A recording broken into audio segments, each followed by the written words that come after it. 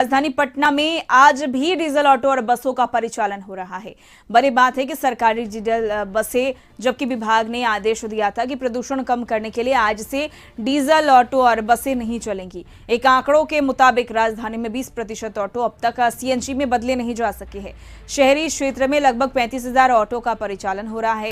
DTO की ओर से सिर्फ 919 चालकों को सीएनजी ऑटो खरीदने और सीएनजी किट लगाने की अनुदान मिली है। सीएनजी ऑटो खरीदने के लिए 40,000 और किट लगाने के लिए 20,000 का अनुदान दिया गया है। दूसरी ओर ऑटो चालकों के संगठनों ने ऑटो के सीएनजी में बदलने के लिए 3 महीने का समय मांगा है। All India road transport federation Bihar के महासचिव और ऑटो रिक्शा चालक संघ ने कहा कि 3 अप्रैल को पटना जंक्शन के पास स्थित टाटा पार्क में बैठक की जाएगी।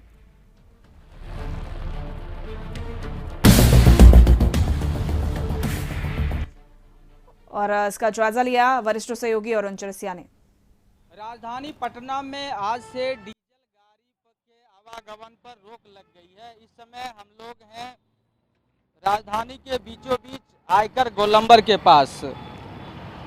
आयकर गोलंबर के पास आप देख सकते हैं कि गाड़ियों की जो है आवाजाही है वो लगातार हो रही है और प्रशासन ने, सरकार ने आज से राजधानी पटना में डीजल से चलने वाली ऑटो और बसों पर रोक लगाई है। इस तरह के ऑटो और बसों की संख्या लगभग 12,000 बताई जा रही है, लेकिन जो धरातल पर दिख रही है कि आज सुबह से भी जो डीजल से चलने वाली ऑटो हैं या सरकार का जो बस है, सरकार जो नगर विकास विभाग या परिवहन विभाग जो खुद बस चलाती है डीजल से संचालित, वो भी आज चल रही है। यानी जो सरकार का आदेश है अभी पूरी तरह से धरातल पर लागू नहीं हो पाया है।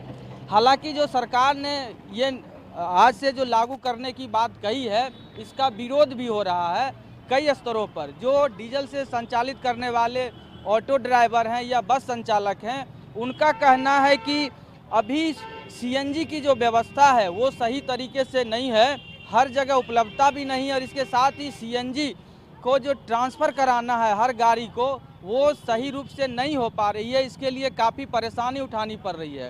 तो इस वजह से है काफ़ी संख्या में जो गाड़ी है वो सीएनजी में कन्वर्ट नहीं हो पाई है और ऐसी गाड़ी अगर सड़क पर चलाना बंद कर देंगे तो कई ऐसे लोग हैं जो एक गाड़ी खरीदे हुए हैं ऑटो से और उन्हीं से उसी की कमाई से उनका परिवार चलता है।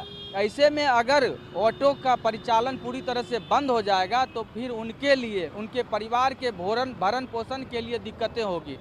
इसके साथ ही चूँकि डीजल से चलने वाली गाड़ियों की संख्या हज़ारों में है और एक साथ अगर ये सभी गाड़ियां बंद होती है तो जो आम लोग जो इस ऑटो का और बस का जो सहारा लेते हैं एक जगह से दूसरे जगह जाने के लिए, उनको भी परेशानी उठानी पड़ेगी।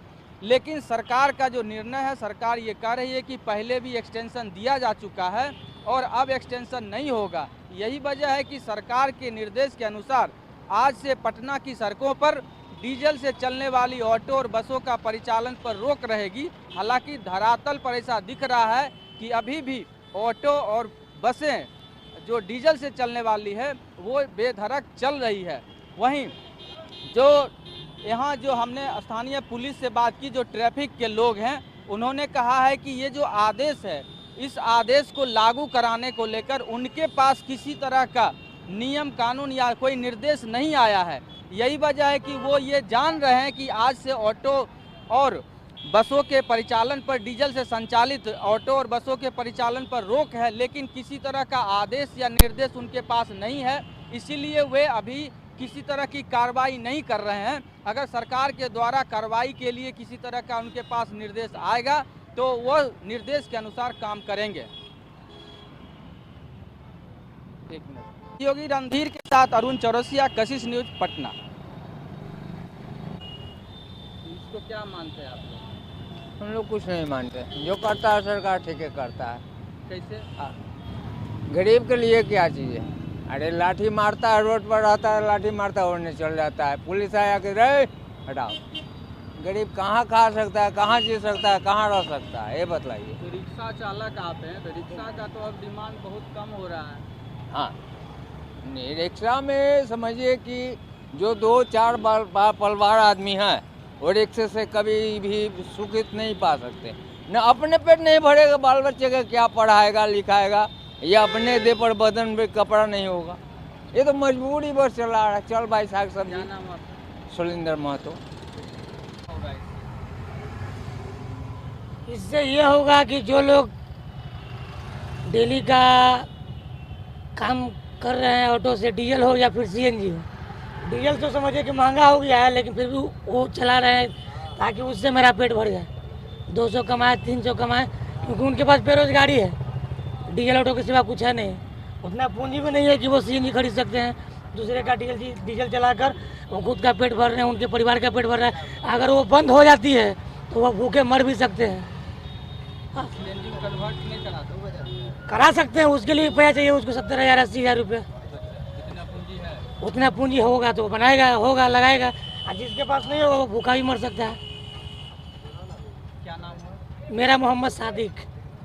ऑटो और बस को, तो इसको क्या मानते हैं, ये सही है? प्रदूषण के लिए तो बहुत अच्छा हुआ है, ऐसा बात नहीं है। प्रदूषण के लिए बहुत अच्छा हुआ है।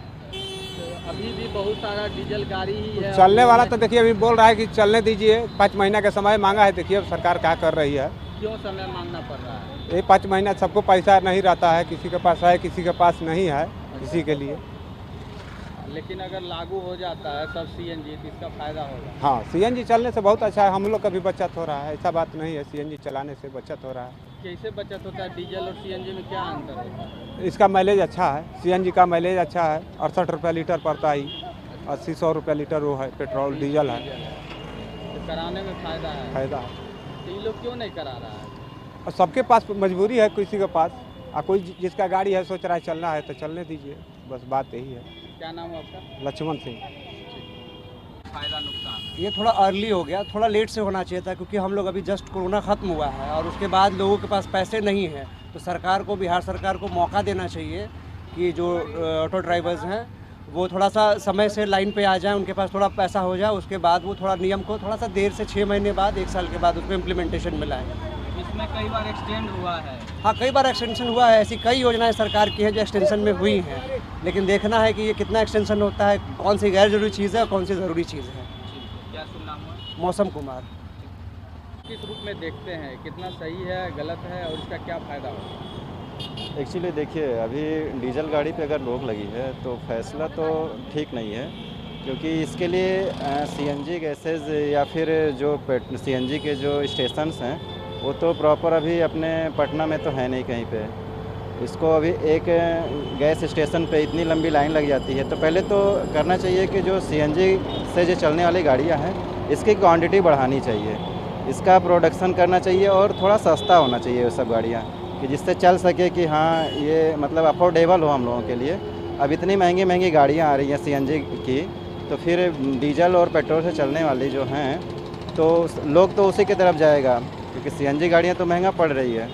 बट अगर सरकार को अगर चाहती है कि डीजल गाड़ियों पे रोक लगे तो सबसे पहले करना होगा कि जो सीएनजी गाड़ियाँ हैं उसका रेट कम करना होगा, और जो लोन वगैरह भी बहुत से लोग लेते हैं तो लोन से जो लेते हैं वो थोड़ा आसान होना चाहिए। जी से परिचय बताइए। संतोष राणा। ये कहा कि जैसे